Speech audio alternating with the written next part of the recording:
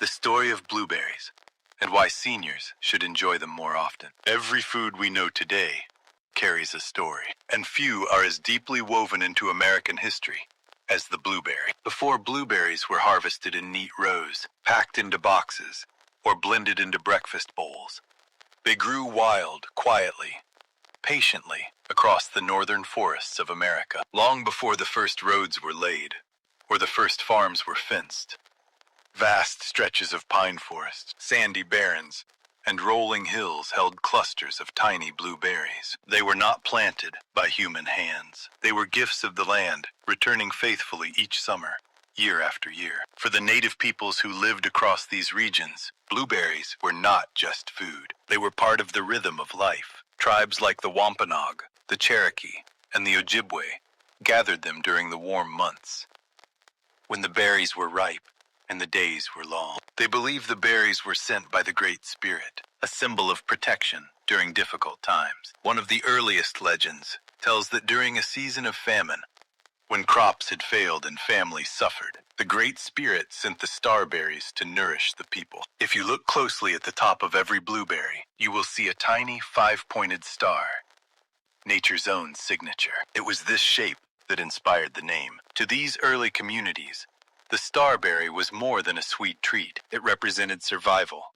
hope, and gratitude. Blueberries were used in ways far deeper than most of us know today. They were dried into cakes for winter, stirred into stews, and ground into powders used for healing. Mothers mixed blueberry juice with honey to soothe coughs and sore throats. Hunters carried dried blueberries as a portable source of strength. Elders believed the berries supported long life and protected the body from the wear of hard winters. In many tribes, blueberry picking was a social event, a time to gather, share stories, and pass wisdom to younger generations. Children would follow their mothers and grandmothers along winding forest trails, learning which berries were safe to eat and which were not. These were gentle, timeless lessons about the land and how to respect it. The blueberries of these early centuries were smaller, darker, and far more intense in flavor than the large cultivated berries we know today. They were wild and unpredictable.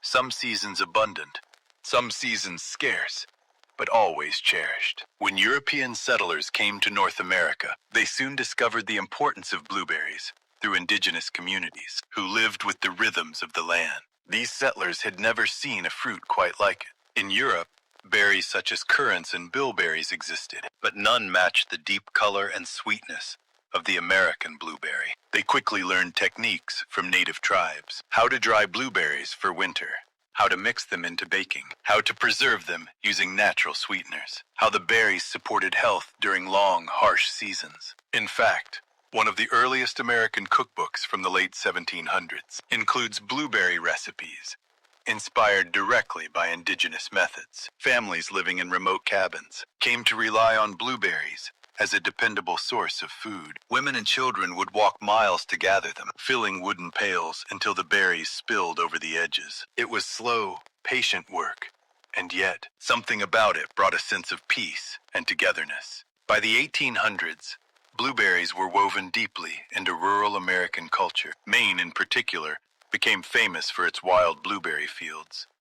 Fields not planted by humans, but shaped over thousands of years by glaciers and fires. In late July and early August, families would travel to the barrens to pick blueberries from sunrise to sunset. Blueberry picking was often a community event, neighbors gathering to share the workload, children racing to fill their pails, grandparents teaching the old ways, women making blueberry jam, pies, and syrups for winter. Some families relied on blueberries for income, selling them at local markets, or trading them for flour, sugar, and cloth. Blueberries also found their way into American folklore. Pioneers believed that when blueberries ripened early, the winter ahead would be mild. When they ripened late, the winter would be harsh. These small signs helped families prepare for the months to come. For centuries, blueberries were only available as wild fruit. No one had successfully cultivated them. They simply refused to grow under controlled conditions. That changed in the early 1900s, thanks to a remarkable partnership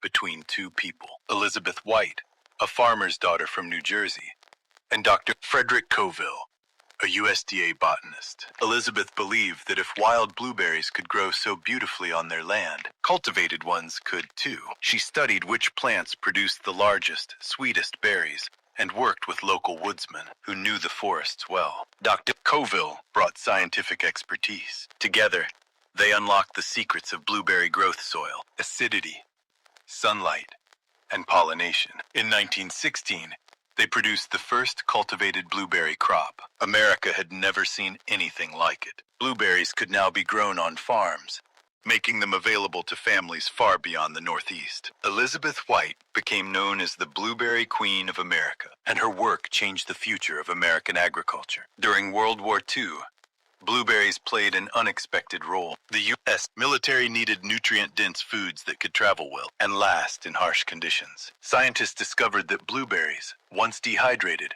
were packed with antioxidants, vitamins, and natural sugars that gave soldiers energy. They created blueberry powder, which was added to rations, and baked goods sent overseas. For many soldiers, the taste of blueberries reminded them of home, of summer days, family gatherings, and simpler times. Even in the toughest environments, blueberries brought comfort. By the mid-1900s, blueberries had become something more than a fruit. They became a symbol of American summer. Every year, families looked forward to blueberry festivals, farmers' markets, pies cooling on windowsills, and pancakes on Sunday morning. Even today, many seniors have childhood memories of picking blueberries with parents or grandparents, eating them by the handful, standing in hot kitchens, helping make jam, blue-stained fingers and clothes, the simple joy of sweetness after a long day. Blueberries became part of who we are, a bridge between generations, a reminder of seasons passing, and a taste of home. And while the story of blueberries is beautiful, the science behind them is just as remarkable, especially for adults over 60. It's almost as if nature designed this little berry to support the aging body in gentle, meaningful ways. Let's talk about those benefits now. 1. Brain and memory support. Research shows that blueberries contain anthocyanins, the pigments that give them their deep blue color. These compounds help improve communication between brain cells, support areas involved in memory, protect the brain from age-related stress, improve learning and recall. Many older adults report clearer thinking after adding blueberries to their routine. 2. Heart and circulation health. As we age, blood vessels may become stiffer and less flexible. Blueberries help by supporting healthy blood flow, reducing oxidative stress, helping maintain healthy blood pressure, supporting healthier blood vessels. Just a small handful a few times a week makes a difference. 3. Better digestion and blood sugar balance. Blueberries are rich in fiber, which helps keep digestion regular, support healthy blood sugar levels, provide steady energy, reduce afternoon crashes. They're one of the few sweet foods that support blood sugar balance rather than harm it. 4.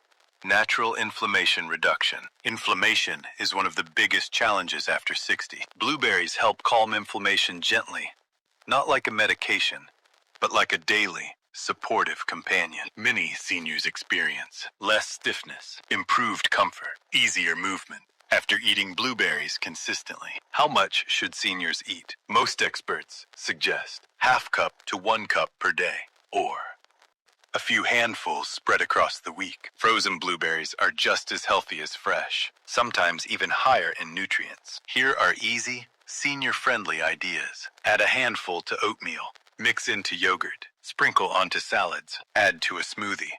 Eat as a snack. Mix into cottage cheese. Spoon over warm toast. Freeze them for a refreshing treat. Small steps make a big difference. So the next time you hold a blueberry in your hand, remember that you're not just holding a fruit. You're holding a piece of American history, a gift once cherished by the first peoples of this land, a food that carried families through harsh winters, a berry that comforted soldiers far from home, a symbol of summer, tradition, and memory. And today, it remains a gentle friend to the aging body, supporting the brain, the heart, the digestion, and the quiet strength that carries us through our days. Thank you for joining me today. I hope this story brought you a little warmth, a little curiosity, and maybe even a small reminder of how the foods we love connect us to the land, to our history, and to one another.